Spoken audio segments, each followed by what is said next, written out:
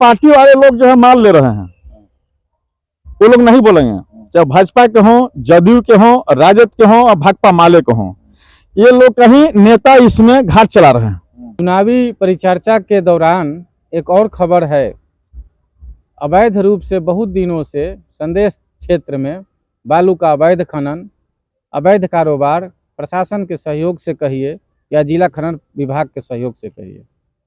हमारे साथ भारतीय क्रांतिवीर पार्टी के राष्ट्रीय अध्यक्ष वैद्य राजकृष्ण पासवान जी हैं, जिनके द्वारा हर समय अवैध रूप से हो रहे बालू खनन के विरुद्ध आवेदन दिया जाता है। आवेदन पर सिर्फ कार्रवाई के नाम पर खाना पूर्ति होता है, कोई कार्रवाई नहीं होता है। कार्रवाई के नाम पर पदाधिकारी आते हैं, सोन नदी में घूमते हैं और चले जाते हैं। आज पुनः इनके द्वारा भोजपुर के सभी बड़े पदाधिकारी को अवैध रूप से हो रहे क्लस्टर नंबर 16 में ABC में 10 से 20 फीट गड्ढा करके बालू का खनन हो रहा है। यहाँ तक कि इनका कहना है कि इसी के बाहर, इसी के अंदर तो बालू है ही नहीं। जो विभाग के द्वारा नाप कर दिया गया है बालू खनन ठेकेदारों को कि आप यहाँ खनन कीजिए, जहाँ बालू नहीं है, अब इसी के बाहर जाकर लगभग 1 महीने से बालू का खनन हो रहा है। सब बालू इसी के बाहर खुदाई हो रहा है। 16, 17 में भी वो भी स्थिति है। अवैध रूप से ओवरलोड बालू तो आम बात है जाना। इसी विषय पर हम चर्चा करेंगे। सबसे पहले आपको राइजिंग बिहार चैनल में स्वागत है। जी, आपको ही बहुत बहुत चैनल के स्वागत है, और खास करके जितना मेहनत आप भी करें इसके लिए हमारे पार्टी की ओर से बहुत बहुत बधाई, और हम चाहें किसी तरह से और आप मेहनत करते रहें। आपके द्वारा बार बार आवेदन दिया जाता है, कोई कार्रवाई होता नहीं है, क्या कहिएगा? कार्रवाई होता नहीं है, आप भी सुस्त हो जाते हैं, गुस्से में भी होंगे आप।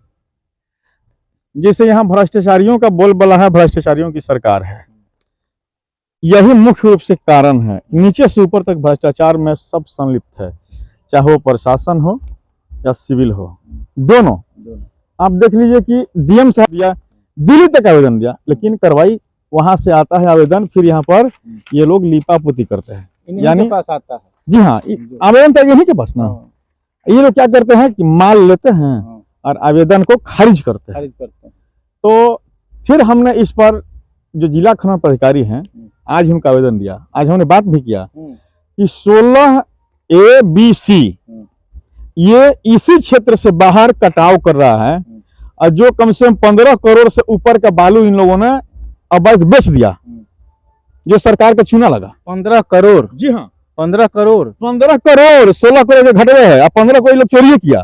5 साल और अभी 5 साल चलाना है, लेकिन अब वहां हमको ही जाना, हमको कहना कि इसी में बालू क्यों नहीं कटा।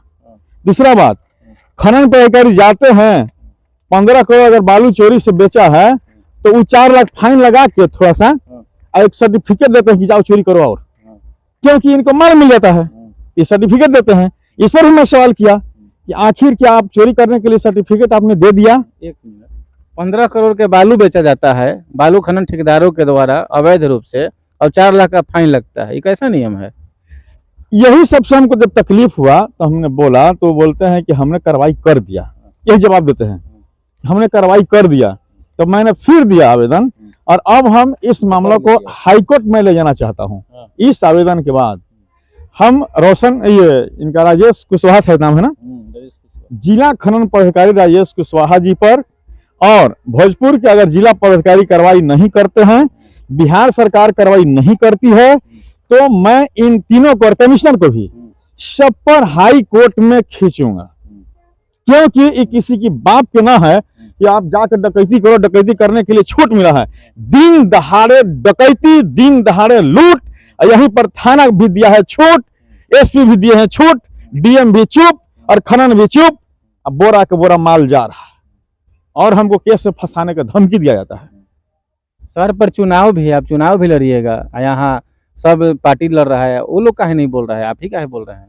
सब पार्टी वाले लोग जो है माल ले रहे हैं, वो लोग नहीं बोलेंगे, चाहे भाजपा के हों, जदयू के हों, राजद के हों और भाकपा माले के हों, ये लोग कहीं नेता इसमें घाट चला रहे हैं। उनके नेता, मंत्री, विधायक, कार्यकर्ता सब लोग घाट चला रहे हैं, तो चोर तो ही लोग हैं। तो बोलेगा किस पर, किसको कहेगा वो कि मैंने कंप्लेन करो।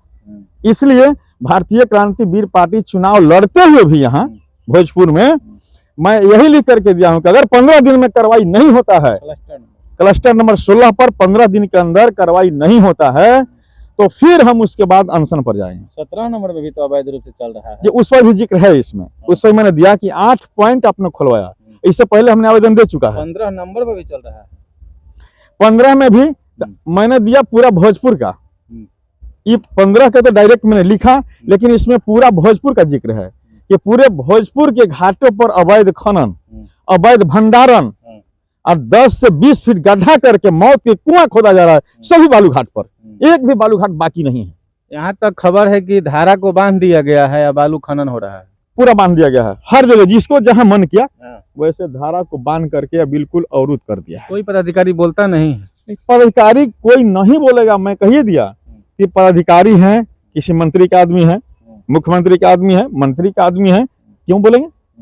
ऊपर से कहा जाता है कि भाई लुटने दो हमको, कुछ माल पहुंचाओ तो भी कुछ कमा लो, ये बात है। इसलिए सोन नदी का अस्तित्व ही अब खतरे में है। अब सोन नदी बचा नहीं, आपका सोन नदी अब बचा नहीं।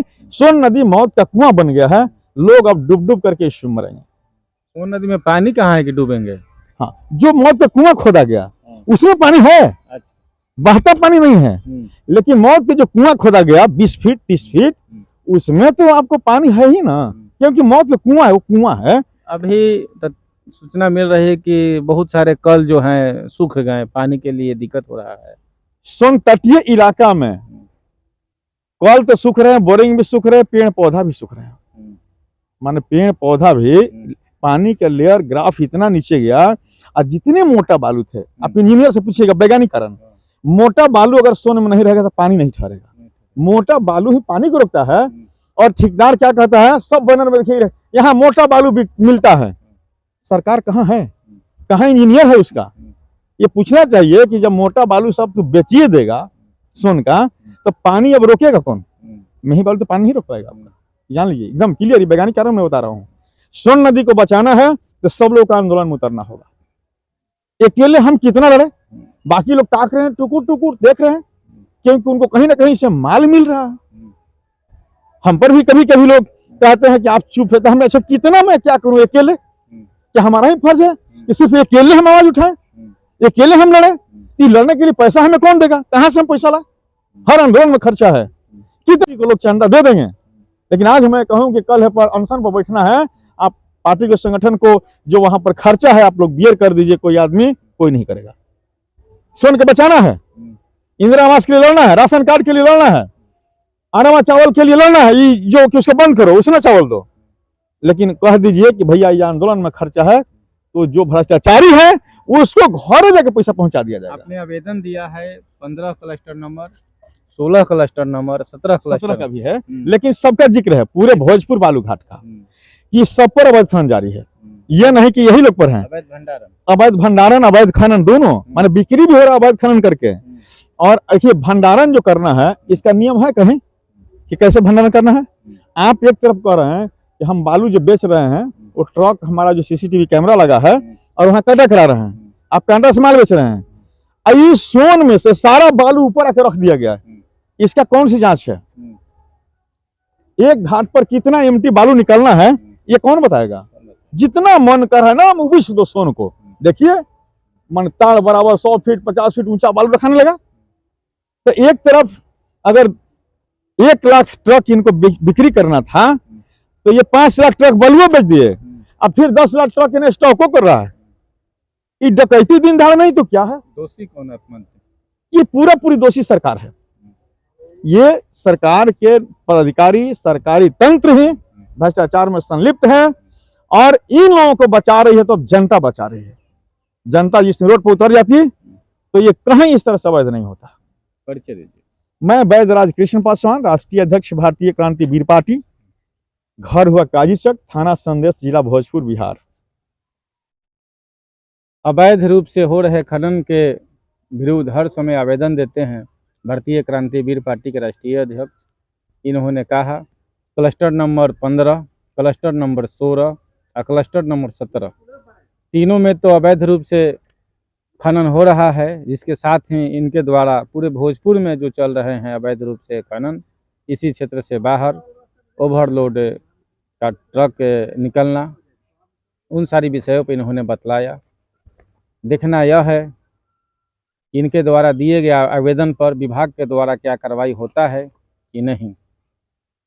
जय हिंद, जय भारत, बहुत बहुत धन्यवाद।